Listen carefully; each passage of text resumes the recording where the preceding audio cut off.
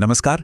हर महीने होने वाला पीरियड का दर्द, पीएमएस की तकलीफ, ये एक ऐसी समस्या है जिससे बहुत से लोग गुजरते हैं और अक्सर इसका हल हम दवाइयों में ढूंढते हैं, है ना?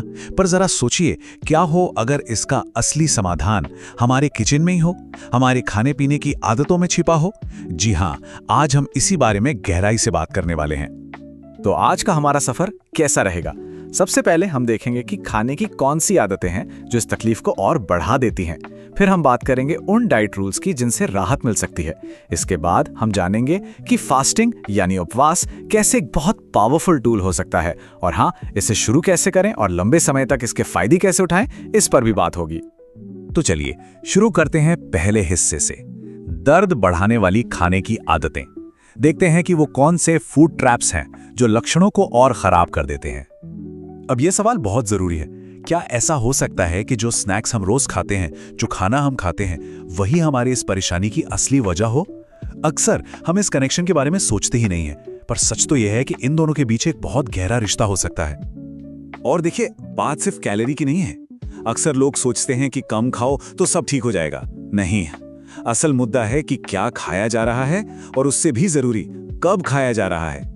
खाने का प्रकार और खाने का समय, ये दोनों मिलकर हमारे हार्मोन्स का पूरा खेल तय करते हैं। तो वो 3 सबसे बड़े विलन कौन हैं? पहला, बहुत ज्यादा चीनी खाना। दूसरा, बार बार प्रोसेस्ड फूड यानी पैकेट वाले खाने पर निर्भर रहना। और तीसरा, देर रात को खाना खाना। ये तीनों आदतें धीरे धीरे हमारे शरीर के अंदर के सिस्टम को, कह सकते हैं कि, बिगाड़ देती हैं। तो चलिए इसे थोड़ा और समझते हैं। जब हम मीठे स्नैक्स या ड्रिंक्स लेते हैं तो हमारा ब्लड शुगर एकदम से ऊपर जाता है और फिर धड़ाम से नीचे आता है। ये उतार चढ़ाव हार्मोन्स के संतुलन को बिगाड़ देता है। इसी तरह जो इंस्टेंट फूड होते हैं, उनमें ऐसे एडिटिव्स होते हैं जो हमारे पेट की सेहत के लिए अच्छे नहीं हैं और शरीर में सूजन पैदा कर सकते हैं। और देर रात खाना, इससे हमारे पाचन तंत्र को आराम ही नहीं मिलता, जिसका सीधा असर हमारी नींद और हार्मोन्स पर पड़ता है। अच्छा, तो हमने प्रॉब्लम की जड़ तो समझ ली। अब बात करते हैं सॉल्यूशन की। वो कौन से डाइट रूल्स हैं जो हमें आराम की तरफ ले जा सकते हैं, एक मजबूत नींव बना सकते हैं? तो एक दर्द निवारक आहार के लिए 4 बहुत जरूरी चीजें हैं। इन्हें आप 4 पिलर्स भी कह सकते हैं। पहला, फाइबर। दूसरा, अच्छे क्वालिटी का प्रोटीन। तीसरा, अच्छे वाले फैट्स। और चौथा, हाइड्रेशन, यानी शरीर में पानी की सही मात्रा बनाए रखना। ये चारों मिलकर ही शरीर में संतुलन लाते हैं। सबसे पहले बात करते हैं फाइबर की।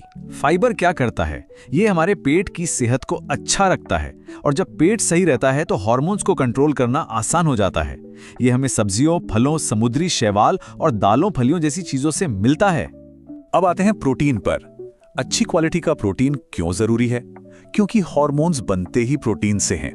ये उनके बिल्डिंग ब्लॉक्स हैं। खासतौर पर चिकन या सोया जैसी चीजों में ट्रिप्टोफैन नाम का एक तत्व होता है जो चिड़चिड़ेपन को कम करने में बहुत मदद कर सकता है।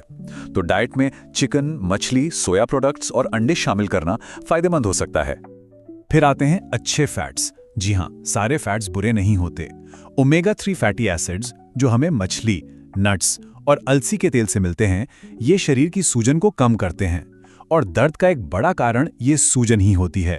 तो ये एक तरह से नेचुरल पेन किलर का काम करते हैं। और अब एक बहुत ही सिंपल लेकिन बेहद जरूरी चीज, पानी। रोजाना कम से कम 1.5 से 2 लीटर पानी पीना ही पीना है। ये सुनने में बहुत मामूली लगता है, पर यह ब्लड फ्लो को बेहतर बनाता है और क्रैम्प्स यानी ऐंठन को कम करने में बहुत मदद करता है। एक और बात पर ध्यान देना जरूरी है, कैफीन और शराब। खासकर पीरियड से पहले और उसके दौरान अगर कॉफ़ी, चाय और शराब को थोड़ा कम कर दिया जाए तो हार्मोन्स को स्थिर रखने में बहुत मदद मिलती है। ये एक छोटा सा बदलाव है, पर इसका असर बहुत बड़ा हो सकता है। तो हमने सही डाइट की बात तो कर ली। अब एक और पावरफुल टूल के बारे में जानते हैं जो इस डाइट के असर को कई गुना बढ़ा सकता है, और वो है उपवास यानी फास्टिंग। तो ये इंटरमिटेंट फास्टिंग आखिर है क्या? देखिए, ये कोई डाइटिंग नहीं है, ये बस खाने का एक पैटर्न है।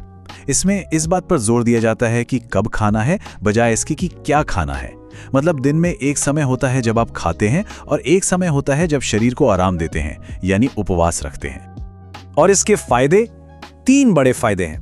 पहला, ब्लड शुगर लेवल स्थिर रहता है। दूसरा, हमारे पेट और आंतों को आराम मिलता है जिससे उनकी सेहत सुधरती है। और तीसरा, हार्मोन्स को रेगुलेट करने में मदद मिलती है। सीधी सी बात है, जब शरीर को लगातार खाना पचाने का काम नहीं करना पड़ता तो वो अपनी एनर्जी मरम्मत और सफाई पर लगाता है।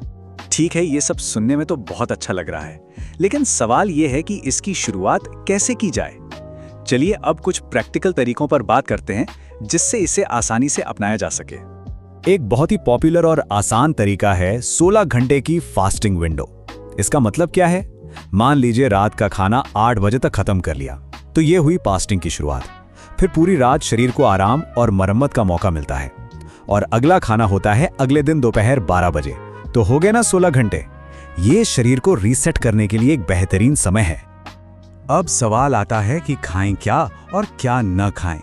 जब आप अपना फास्ट तोड़ते हैं यानी पहला मील लेते हैं तो वो हल्का और पौष्टिक होना चाहिए, जैसे अंडे, टोफू या कोई स्मूदी।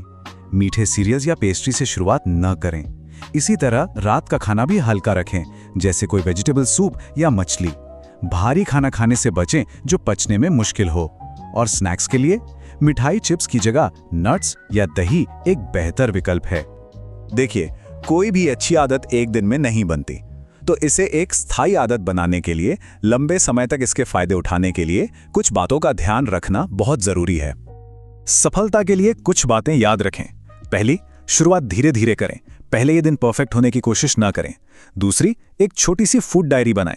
इससे आपको ये समझने में मदद मिलेगी कि क्या खाने से आपको अच्छा महसूस होता है और क्या नहीं। और तीसरी, आराम के लिए भी समय निकालें, जैसे गर्म पानी से नहाना या हल्का फुल्का व्यायाम करना। तनाव कम करना भी इस पूरी प्रक्रिया का एक जरूरी हिस्सा है। ये बात बिल्कुल सही है। सही भोजन सबसे बड़ा उपहार है जो कोई अपने शरीर को दे सकता है। असल में जब हम सोच समझकर खाते हैं तो ये सिर्फ पेट भरना नहीं होता, ये एक तरह से अपने शरीर की देखभाल करना है, उसे वो सम्मान देना है जिसका वो हकदार है।